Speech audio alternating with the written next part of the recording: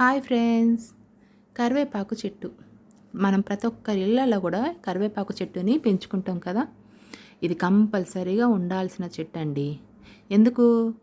ఏముంది, కూరల్లో తాలింపులో వేయడానికే కదా అనుకుంటాం. కాదు కాదు, దీంతో ఎన్ని లాభాలు తెలుసా? ఎన్నో హెల్త్ బెనిఫిట్స్ ఉన్నాయి. ఇప్పుడు మనకి కండ్లకి చాలా మంచిది. తర్వాత జుట్టు ఊడుతుంది అనుకోండి, పలసబడింది అనుకోండి, ఇది జుట్టు ఒత్తుగా చేస్తుంది. మంచిగా జుట్టు తింటే మంచిగా నల్లదనంగా ఉంచుతుంది, ఒత్తుగా ఉంచుతుంది, పెరుగుదల ఉంటుంది. అట్లానే ఇది మనకి కూరలో కరివేపాకు తీసి పారేసినట్టు అనే సామెత ఉంది కదా, ఆ రకంగా తీసి పారేస్తూ ఉన్నారు అనుకోండి ఇంట్లో వాళ్ళు. అప్పుడు తినాలంటే కరివేపాకుని మొత్తము కారపొడి లెక్క తయారు చేయండి.